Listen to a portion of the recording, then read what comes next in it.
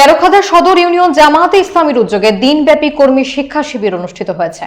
শনিবার উপজেলা সদরের সরকারি ইখরি কাটেঙ্গাহে স্কুলের সদর ইউনিয়ন জামায়াতের আমির আব্দুস সালাম লিটনের সভাপতিত্বে অনুষ্ঠানে প্রধান অতিথি ছিলেন কেন্দ্রীয় মজলিসে শুরা সদস্য এবং জেলা আমির মাওলানা ইমরান হোসাইন। বিস্তারিত দেখুন রাসেল আহমেদের প্রতিবেদনে। অনুষ্ঠানে বিশেষ অতিথি ছিলেন জেলা নায়েবে আমির অধ্যক্ষ মাওলানা কবিরুল ইসলাম, কেন্দ্রীয় মজলিসের শুরা সদস্য মুন্সি মিজানুর রহমান, জেলা জামায়াতের কর্ম পরিষদ সদস্য অধ্যাপক ম এনামুল হক, উপজেলা জামায়াতের নায়েবে আমির মাওলানা আব্দুস সালাম জাহিদি, উপজেলা জামায়াতের আমির মাওলানা হাফিজুর রহমান এবং সেক্রেটারি মোহাম্মদ নাহিদ হাসান। অনুষ্ঠানে বক্তারা জামায়াত কর্মীদের উদ্দেশ্যে বলেন, ইসলামের বিধি বিধান মেনে নিজ নিজ জীবন গঠন এবং দেশ ও জাতি গঠনে ভূমিকা রাখতে হবে। অনুষ্ঠানে বিভিন্ন পর্যায়ের নেতাকর্মী এবং স্থানীয় জামায়াত সদস্যরা উপস্থিত ছিলেন। আমি এই ওষুধ খেয়ে একজন রোজা ভঙ্গকারী হিসেবে মহান আল্লাহর কাছে হাজির হতে চাই না। আমাকে আল্লাহর কাছে রোজাদার হিসেবে হাজির করার সুযোগ দিন।